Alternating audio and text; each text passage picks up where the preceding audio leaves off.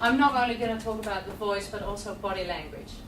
And when Jardin was talking about how you could use nonverbal communication in sales, I instantly got so passionate because, well, first of all, nonverbal communication is just a thing where I'm very passionate about. But then instantly I thought, well, for salespeople, because you're all about communication, aren't you? Building relationships, and then also convincing people, but also listening and sending out all the messages that you're actually listening properly to somebody to get the right information. You have to persuade them, and then you have to close that deal. Also, very important. And there, I think, nonverbal communication can really help you. So nonverbal communication, what is that? That is not just the posture or the gestures, or it also has to do with your voice. So nonverbal, though it says no words, it is still about how you use your voice to get those words across. It also has to do, for instance, with tactile. How do you shake a hand? Isn't it horrible when you get a handshake that is just either crushing or it's like a wet, nothing. That you can't close a deal with that. That is, for instance, tactile. And then you have spatial awareness. Have you ever thought of where am I going to sit at a table in a negotiation, or the first time when I meet somebody? Am I choosing a round table, rectangle, or where do I stand in space? How much energy am I going to use in my presence? So all those things come to play when we're talking about nonverbal communication. And so that's what I want to talk to you about. Now, when we talk about nonverbal communication, I always like to say there are two channels. One channel is the actual words, and one channel is our subtext. And our subtext is basically done by this nonverbal communication. I can say, I am fine, and when I smile, my subtext is saying, I'm fine. But if I would say, I'm fine, then my subtext immediately is something completely different. And it contradicts with that I'm fine. So, Jardin, next slide. Thank you. You must have heard of Merabian. He has made this model that is, and he said, so in communication, how much is actually taken up by the use of your voice and by the use of body language? And he came with this model at the end. 7% is taken up by words, and the rest all has to do with your nonverbal communication. This doesn't mean that if you would look at a movie in another language, that you understand everything. It's not about that. But it has to do with those two different channels. So if I would say the words, everybody, the fire alarm went off, please don't panic, listen to my instructions and everything will be fine, and then we'll follow Diane. If I would say it like this, everybody, the fire alarm went off, don't panic, just listen to my instructions and everything will be fine. I can do it like this. I can also say this, everybody, fire alarm went off, don't panic, just listen to my instructions and everything will be fine. By simply changing the palms of my hand, I am sending another message, right? What is the message here? Emergency. Panic. Yeah. What is this? Calm. Calm. So palm down gestures say something different than this. So if you want to be authoritative, and if you want to say, I am here that makes the decisions, we don't do this, we do that. And this is what he's talking about. Now, interestingly enough, so I'm from Holland, and in Amsterdam at the university there, they took this model and said, so how does that work with the brain? So they made, they had people where they checked their brain waves once for if they would look at somebody and their nonverbal actually matches the actual words, and the brain waves had a good activity, showing that they understood everything. The moment that the nonverbal was contradicting, the brain waves went down, and basically showing that that person didn't really connect. The actual brain waves, or those brain waves, were the same if somebody would watch a movie in another language. So isn't that incredible? That's how powerful it is. So let me tell you a little bit about where I'm coming from. So my next slide.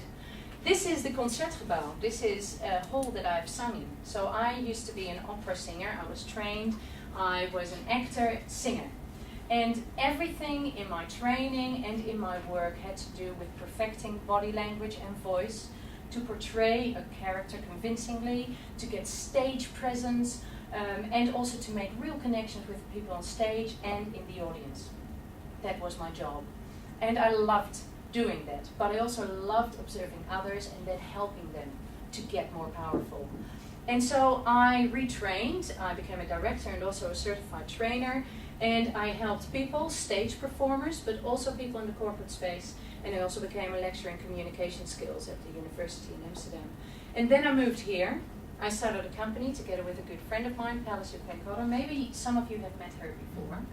And that was personal brands, and that was a communications consultancy. And currently I am teaching at the School of Music in stagecraft and performance.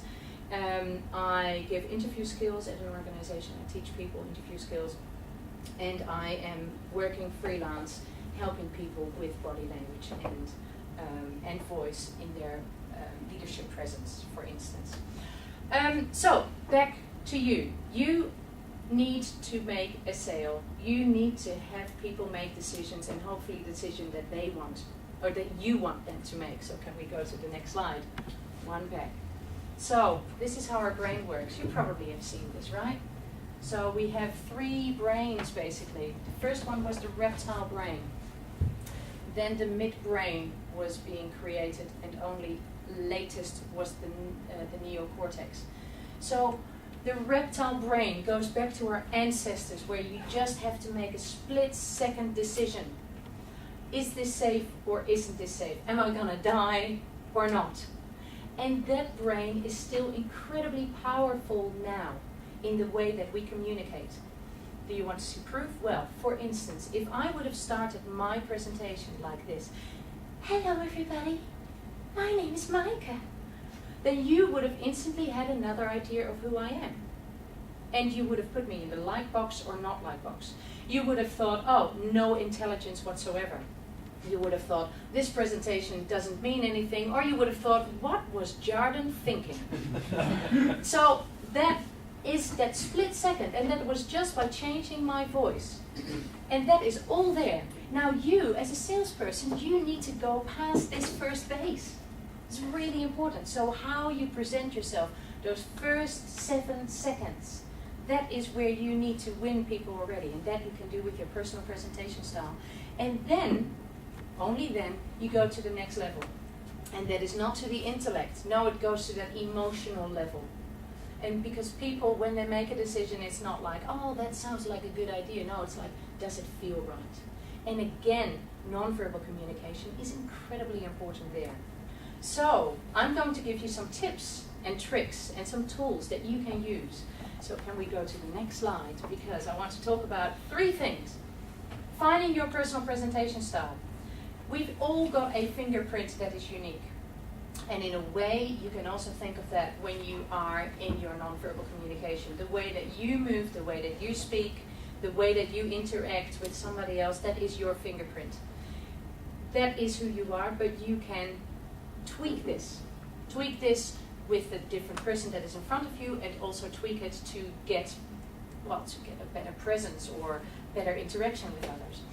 I also want to talk about how you can use nonverbal communication in building rapport quicker or quickly. And then obviously something that you might also be really interested in, how to read your prospects. Okay, so let's first have a look at the personal presentation style. Do you know the book written by Daniel Pink called To Sell is Human? He asked people this question: can you describe a salesman for me? And what are the words that come up? And then he also asked, so if you would have a stereotypical image of a salesman, what is it? That's the one that came up. So there is still lots of misconception about salespeople. I don't see a sleazy car salesman in the room. Still, that's the image. So if you think again back to that crop brain, the reptile brain, there might already be that in between, that people are like, oh, let's just be careful of this.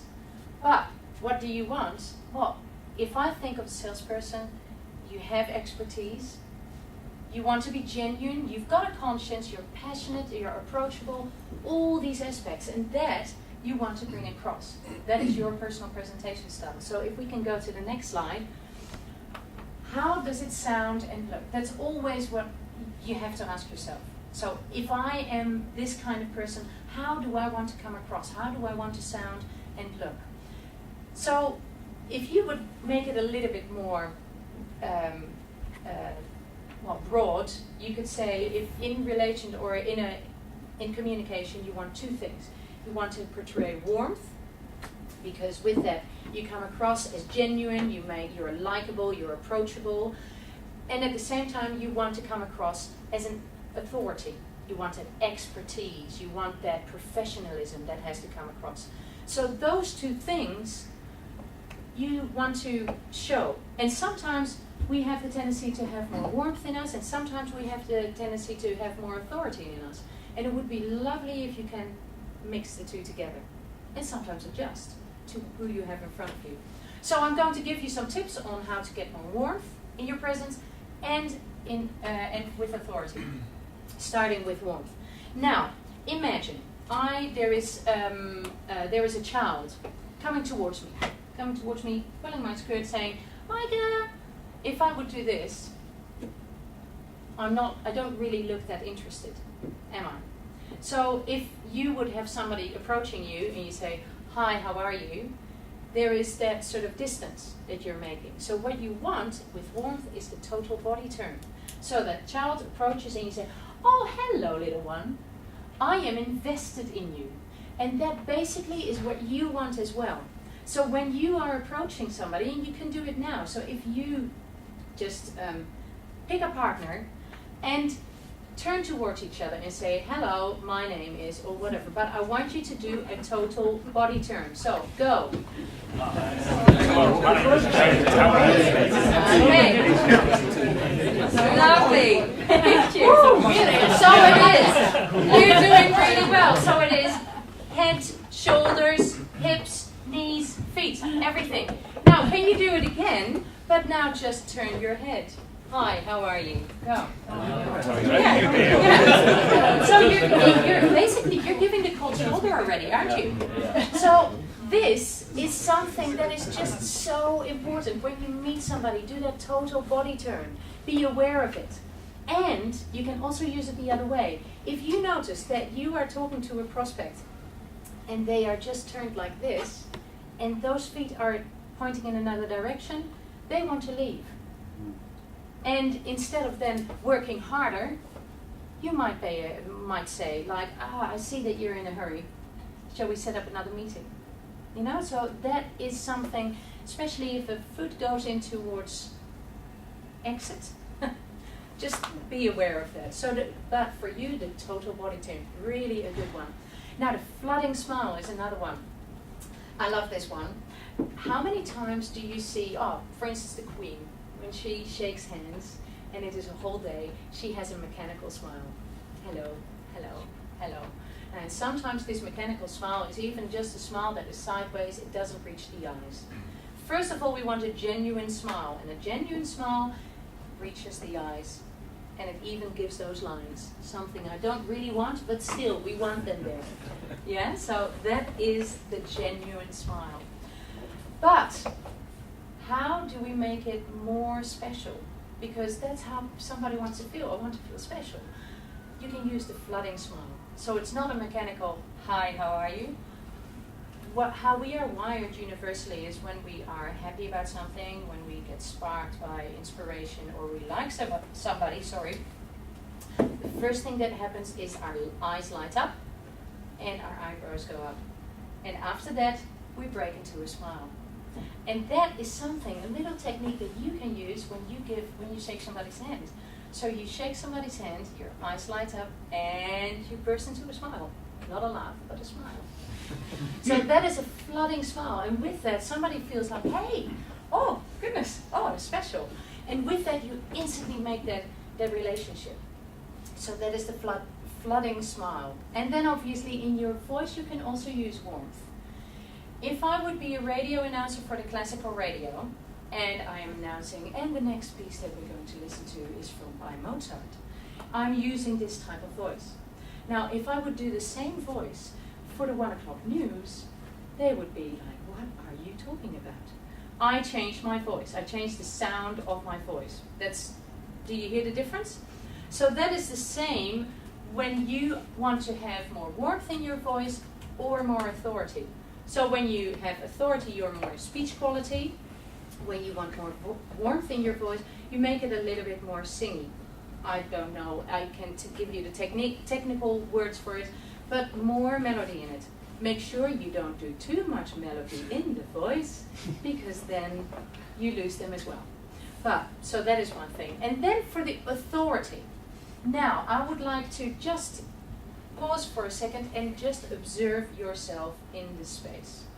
Where are you sitting? How are you sitting? How much space are you taking up? And does this come across as authoritative? So for instance, if I would stand here, I have less authority than if I would stand here. Now obviously we all know a power pose has more authority. So if you think of how you're sitting now, can you give me a pose that has more authority? Just imagine that. Yeah. So that changes. And what happens is basically you take up more space. But just think of bigger. You're just bigger. And so that command of physical space is something that is incredibly important. Also when you're sitting at a table, women, for instance, have the tendency to put everything neat in front of them. No, spread out. Especially if you're across somebody that spreads out themselves. And it's funny, I see you doing this gesture. This is steepling. This also shows authority. So if you want to talk and you're just sitting there and just have that has this sort of authority over it. So the way that you take up a space, the way that you sit, the way that you sort of come into a room and take up the space is really important. That immediately takes me to the next one, purposeful strides and gestures. Now, one of these things is, and I see you do that already a lot, like you come in and you put out your hand to shake and say hello. Now that is, for instance, a purposeful gesture. So the more purposeful you are with I'm going into the room, I am turning to somebody because I'm going to talk to you, that really gives you authority. And that goes also with your gestures. So when we think of our gestures, especially when we are enthusiastic, sometimes it starts like this, that loses the authority. So think of, if I want to make a gesture, it has to be on the right moment. Okay, so that is that purposeful. For the voice, the moment that our pitch goes up, our intelligence goes down. It's not true, but that's how we perceive it. That is again how that brain works. So if I talk a little bit higher, I just sound less intelligent. And the same goes, for instance, with how fast you speak. It is between 100 and 160 words per minute. That's where you want to be. If you go below that, again, you lose authority. And if you go too fast, people just won't follow you. And again, also lose authority. So that is something also. If you think like, if you've heard that you sometimes speak too fast, for instance, record yourself. Or set the timer and choose so many words and just practice the speed, because it can really, really help. So those are all things for personal presentation style. Now we're going to the next one, which is how to quickly build rapport. Now that has to do with mirroring. Mirroring is something that just happens on a subconscious level, and you can see it here with Obama and Putin, and Obama with Cameron. So they haven't, this hasn't been staged, this just happened during the time, and especially them. Do you also see the tension on their lips? That that is one of those cues for you that says if the lips all of a sudden disappear, that is a clue that something is not right. There is tension, and their lips are a little bit bulged, so that is really not a good sign. There's a little bit of aggression, frustration going on. And then the way that they sit apart from each other a little bit. So that is all to do with mirroring. Now this mirroring you can use. You can use it with your expression. If somebody smiles, smile back. But if somebody is frustrated and you keep on smiling, that is weird. It doesn't match. And so that doesn't build that rapport. So your job is to then match it. So you observe and you play a little bit with that. That also has to do with posture. Now, if you have two lovers across the table in a cafe, they move forward, they do this. Isn't it horrible if somebody does this and the other person is doing that? That doesn't match, there is no rapport. And that is a really interesting thing for you, because I can imagine sometimes you're really enthusiastic about something, and you're forward in your energy, and you're talking about, how this could be a great deal. When you see somebody else sitting back like that, don't go even further with coming forward and trying to convince them. What you want to do is you want to match them. You want to mirror them, because then you meet each other on the same level, and from that you can take them to the next level. And to give you an idea of that, I want to do this one for you for the voice. If somebody calls me and says, "Oh my God, Maaike, the house is on fire, what am I going to do?" And I say, "Oh, now that is a tricky situation. Hold on a second. I'll see what I can do." Then that person will probably think, she didn't hear what I said. She didn't understand the urgency. So what do? The first thing is, "What? Oh my God, that is terrible. Wait, hold on. Okay, good. You stay calm." And I take my voice down. So I lead them where I want them to be. But before you lead them, you have to meet them. And that all has to do with building that rapport, with that mirroring. So when you meet somebody, observe, match, and then see if you can play with it. Is that clear? Does it make sense? Okay, good. Then we go to the next one. Reading your prospect.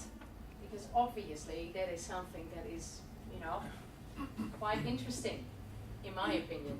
There is a great book, and I highly recommend that, written by Joe Navarro, and the title is "What Everybody Is Saying," and he talks a lot about how you can read somebody in gambling, but it is good for any type of work field, actually. So, Jardin, can we go to the next slide? So, I will give you some pointers, and that you can look out for if you want to read your prospect. But I first of all I think it's for everybody a really good thing to understand the universal non-verbal behavior. For instance, if somebody closes up, that is something different than that. And what I said, for instance, with that picture of Obama and Putin, with the inner lip roll that happens, and then a little bit of bulging, those are those universal non-verbal behaviors that is really good to get a grasp of. And that's why that book of Joe Navarro is so great. But everybody, like I said in the beginning, has their own fingerprint of non-verbal behavior in gestures, in movement, in speaking. So you need to establish, first of all, if you meet somebody, their baseline of non-verbal behavior. So some people are much more using gesticulations in their speaking. Others are much more still. Some people are very expressive on their face, others aren't. So before you start reading and making assumptions, you need to set the baseline. Because if you then see a change, then you can see, then you can think, this is a red flag, I need to be aware of something. So those two things are number one. Then we have some signals then to look out for. So the first one I want to talk about is freeze, fight, flight, fight. And I'm saying it in this order because this is basically the order how it goes. If you would be walking through the park, excuse me, and you hear all of a sudden a sound, the first thing is you freeze, and because you want to hear a little bit more. And the next thing is you want to get away from it. If you notice that you can't get away from it, then you fight. So that is what you see a lot of the time happening in, for instance, a negotiation. And you get to that crunch time and you say, so, what is it going to be? And all of a sudden you see a freeze. So what would be a freeze, for instance? A hold in a gesture, breath all of a sudden being held, and just emotion like that. You know, so that is the freeze. When you notice that, that is a sign. And it might be, if you're going through a negotiation and you're going through the different parts, some go really nicely and all of a sudden there is a little bit of a pause in speech, for instance. That is a sign. And that is not then for you to like, oh goodness, it's gone wrong. It's just for you to signal to just give it a little bit more time and to try and find out what might be wrong. So that is the first. If you see that freeze and then they go into more flight behavior, then again, that is another signal for you. So flight might be just moving back a little bit. It might be blinking or closing the eyes. It might be just putting a hand here or something like that. Or even putting an item all of a sudden in front of them. Men, button up their jacket. That is all that flight.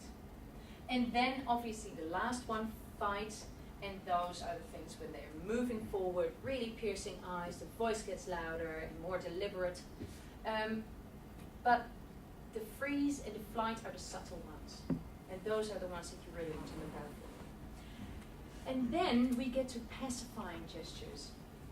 The moment that energy or the stress levels go up, we have the tendency to use pacifying gestures. Pacifying gesture, first of all, for a baby is sucking the thumb. Now we don't do that anymore. Actually, I had one person once in a lecture that I gave, and she was still sucking her thumb, which was just like, Anyway, but we have other things that we put in place. It could be nail biting, it could be playing with jewelry, it could be wringing hands, it could be anything. But those are all, for instance, men, sometimes giving yourself a little bit of air. Now, a tennis player that has lots of pacifying gestures before they serve, do you know who that is? Nadal. Rafael Nadal, he does this, he does that, plucks and he does this, and then he serves. So those are all pacifying gestures to calm him down. And that is when the stress level goes up for somebody, for your prospect, and you see those things, so the baseline of gestures changes, and you notice pacifying gestures, that is again a sign. If they start tapping their foot, then they're getting enthusiastic. So feet are a very telling thing for that. So those are the pacifying gestures. And then, if you see change, always look for more than just one change in behavior. Because if somebody crosses their arms, they might just be cold. But if it comes together with, for instance, a higher blinking rate, the color, the skin color tone changes, they might all of a sudden change a little bit, shift in their chair, shoulders crawling up a little bit, all those little things. And if you notice that there's sort of 3 of that, then you can take a conclusion with that and do something about it. So that is all those little things you can use if you want to read your prospect. And it's not telling what they are thinking, but something is wrong.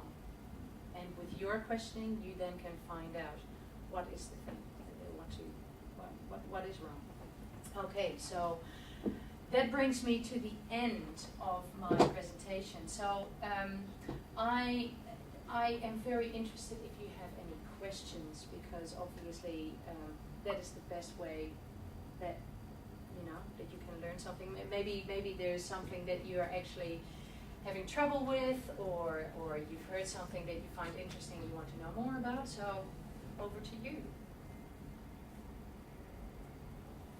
I'll start. With the authority versus the warmth, how do you, if you're trying to have sort of a commanding position, which could potentially be seen as unwarm, how do you, if you haven't got to that sort of mirroring stage yet, how do you find that middle ground? Okay, so there's for instance. Does it exist? Yes, absolutely, absolutely.